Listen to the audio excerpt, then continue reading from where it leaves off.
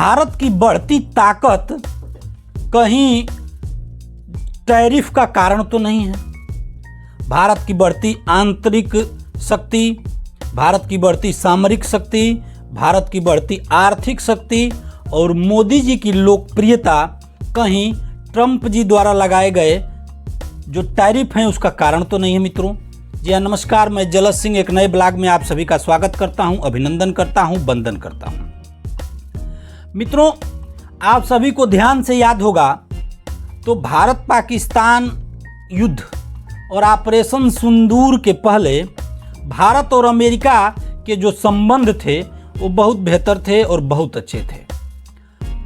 10 मई की रात को कुछ ऐसा हुआ है जिसके कारण से ट्रंप तिल मिलाए हैं। अब उनका ये कथन है कि भारत रूस से तेल खरीद रहा है और इस तेल के कारण रूस को पैसा मिल रहा है और उससे वह यूक्रेन से युद्ध लड़ रहा है और पीछे हट नहीं रहा है। लेकिन मित्रों, मेरा यक्ष प्रश्न यह है कि यदि भारत रूस से तेल खरीद रहा है तो रूस से तेल तो हमसे ज़्यादा चीन खरीद रहा है, तो उस पर तो आपने टैरिफ लगाया, फिर बैकडाउन किया और 30% पे आ गए, और भारत पे 25 किया, फिर 50 कर दिया। टर्की भारत से अधिक तेल खरीद रहा है रूस से, लेकिन उस पर तो इस तरह का कोई प्रतिबंध आपने नहीं लगाया। तो निश्चित तौर पर कारण कुछ अन्य है जिसको हमें समझना पड़ेगा। जी हाँ मित्रों, 10 मई की रात जो थी ऑपरेशन सिंदूर की, निश्चित तौर पर वह रात टर्निंग पॉइंट है अमेरिका और भारत के संबंधों के परिप्रेक्ष्य में।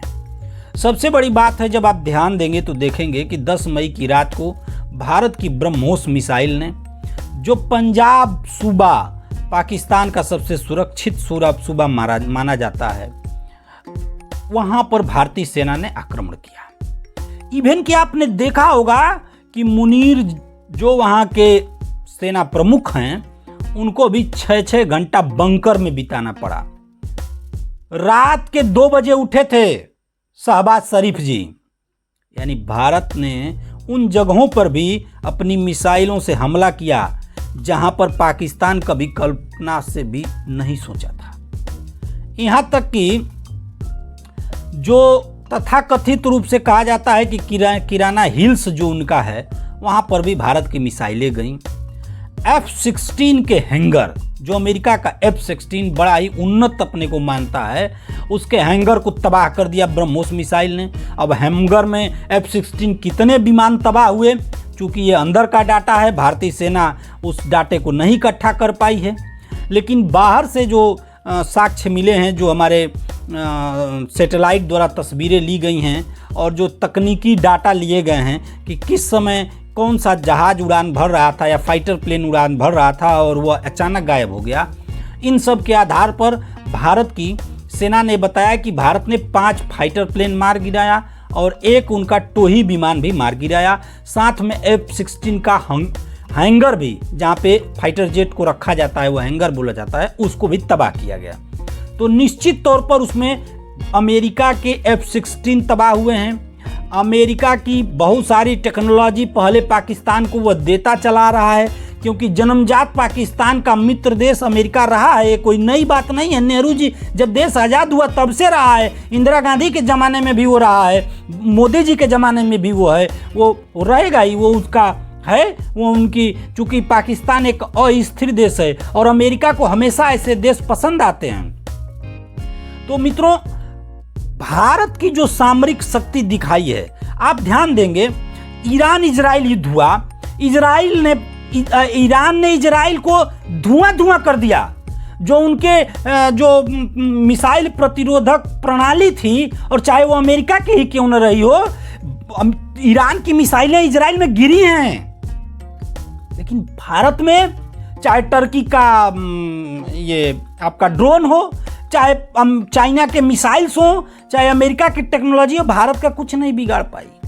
तो मित्रों, निश्चित तौर पर एक बड़ा कारण है अमेरिका कल्पना में भी नहीं सोच सकता था कि भारत के पास ऐसा डिफेंस टेक्नोलॉजी मौजूद होगी कि वो सारे मिसाइलों को ध्वस्त कर देगी। और भारत ने केवल विदेशों के आधार पर नहीं, स्वतः से जो भारत में निर्मित तमाम अपनी आकाश मिसाइल हो, मिसाइल प्रतिरोधी प्रणाली हो, 4 स्टेज तैयार की। केवल S-400 के भरोसे भारत नहीं रहा, कई चरण 4 लेयर की सुरक्षा थी।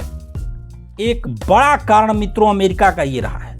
उसके बाद अमेरिका टर्न हुआ और ट्रंप चाहते थे कि मुझे ये श्रेय मिले, क्योंकि भारत का मोटिव तो कंप्लीट हो गया था कि भाई हमको ये उनके आतंकवादी सेंटर खत्म करने थे, भारत ने खत्म कर दिए। लेकिन ट्रंप की चौधराहट, ट्रंप ने कहा कि हम समझौता करा रहे हैं, पहले ही घोषणा कर दिया, एक कदम आगे आए। भारत की एजेंसियों ने नहीं माना, न विदेश मंत्रालय ने माना, न रक्षा मंत्रालय ने माना, न विदेश मंत्री ने माना, न रक्षा मंत्री ने माना। सबने बयान जारी कर दिया कि नहीं नहीं ऐसा कुछ नहीं है। पाकिस्तान के डीजीएमओ ने रिक्वेस्ट किया, तब भारत ने कार्रवाई रोकी है, क्योंकि हमारा मोटिव युद्ध लड़ना नहीं है। युद्ध यूक्रेन से रसिया लड़ रहा है, 3 साल से फंसा हुआ है, निकल नहीं पा रहा है। 1.5 साल से इजराइल लगा हुआ है, निकल नहीं पा रहा है। हमको अपने देश के लोगों का ख्याल करना है, क्योंकि पड़ोसी हम बदल नहीं सकते मित्रों। इसलिए भारत का जो मोटिव था कि हमको आतंकवादियों को मारना है, 100 से ऊपर आतंकवादी मार दिए, तो भारत का मोटिव था पाकिस्तान गिर गया, हमने समझौता कर लिया। अब ट्रंप फूफा बनने चले थे, वो बता रहे थे कि हमने कराया, हमने कराया, हमने कराया, और बार बार भारत कह रहा था कि नहीं नहीं इसमें किसी का कोई योगदान नहीं है। और जिस दिन मोदी जी संसद भवन में खड़े होते हैं और संसद भवन में ये कहते हैं, चूंकि विपक्ष बार बार मांग कर रहा था कि चर्चा हो, चर्चा हो, चर्चा हो, और जब चर्चा हुई तो विपक्ष थाए टाए फिस हो गया। मोदी जी और पूरी भारतीय जनता पार्टी, एनडीए की सरकार, जो भी हमारे गठबंधन दल के भी साथी हैं, सारे लोगों ने ऐसा करारा जवाब दिया कि विपक्ष के पास बोलती बंद हो गई। और मोदी जी खड़े हुए, मोदी जी ने कहा कि विश्व के किसी देश के किसी नेता ने यह युद्ध नहीं रुकवाया, और ठीक उसके अगले दिन टैरिफ लग जाता है। यानी ट्रंप की चौधराहट नहीं चली, ट्रंप को नोबेल का शांति पुरस्कार चाहिए, और भारत को वह आंख दिखा करके डराना चाहते थे। और मोदी जी ने कहा है कि न तो हम आंख उठाकर बात करेंगे, न तो आंख झुकाकर बात करेंगे, हम जब भी बात करेंगे आंख से आंख मिलाकर बात करेंगे। और मोदी जी को झुकाना चाहता था ट्रंप। मोदी जी नहीं झुके तो 25% का टैरिफ लगा दिया। उसके पहले आप देखे होंगे कि 3 महीने से ट्रेड डील हो रही थी, और यही ट्रंप कह रहे थे कि ट्रेड डील का हमने बताया भारत को और पाकिस्तान को, इसलिए युद्ध रुका है, और ट्रेड डील तो हुई नहीं। तो उनका जो क्या नाम है कि वो अब फूफा बन गए, फूफा बन के नाराज हो गए ट्रंप जी नाराज होकर भारत पे 25% का टैरिफ लगा दिए। मित्रों, टैरिफ लगाने के पीछे एक यह भी मोटिव है, क्योंकि रसिया का जो मोटिव है वो इतने बड़े ट्रंप टैरिफ के लिए नहीं है। तीसरा मोटिव, भारत तेजी से, भारत की जीडीपी बढ़ रही है, अर्थव्यवस्था बढ़ रही है, भारत दुनिया का चौथा सबसे इकोनॉमिक की दृष्टि से, अर्थशास्त्र की दृष्टि से बड़ा देश बन गया है।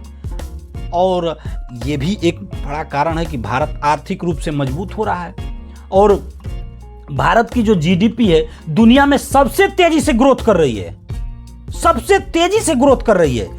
यह भी एक बड़ा कारण है। और जो सबसे बड़ा कारण है मित्रों, आज मोदी जी जब से वो प्रधानमंत्री बने हैं 14 के बाद से, विश्व की तमाम रेटिंग एजेंसियां जो रेटिंग करती हैं, विश्व के नेताओं की रेटिंग करती हैं, उसमें आज लगातार ये भारत के लिए और एक भारतीय होने के नाते मेरे लिए भी एक गौरव का विषय है कि लगातार 56%, 57% के साथ मोदी जी नंबर 1 आ रहे हैं। कहीं ट्रंप को इसका भी तो कष्ट नहीं है कि ये जब तक मोदी हैं तब तक तो मुझे नोबेल का शांति पुरस्कार नहीं मिलेगा, और वर्ल्ड लीडर मैं नहीं बन पाऊंगा, और उनकी रेटिंग भी आगे नहीं बढ़ पा रही है, और श्रेय लेना भी वो चाहते थे। तो ये तमाम कारण है मित्रों ट्रंप के द्वारा लगाए गए टैरिफ के। अब उसका प्रभाव तो आप जानती हैं कि 1.8% केवल हमारे जीडीपी का है। और ये बताइए कि यदि आप टैरिफ लगाएंगे, ये एक मान लीजिए मेरी ये जिस मोबाइल पे मैं वीडियो बना रहा हूँ, ये मोबाइल 10,000 की है, और मोदी जी इस पे, अरे ट्रंप जी इस पे टैरिफ लगा देंगे, तो ये अमेरिका में ना महंगा होगा, और महंगा ना शुरू हो भी गया है, अमेरिका के लोग बोल भी रहे हैं। तो मित्रों, जो ट्रंप द्वारा लगाए गए जो कारण थे रसिया को लेकर के, वह मेरे हिसाब से सही नहीं है। यदि आप मेरे विचार से सहमत हैं या इसमें कुछ आपको अच्छा लगा तो निश्चित तौर पर प्यारा सा लाइक कर दें, कमेंट कर दें, शेयर कर दें। और तब तक के लिए नमस्कार।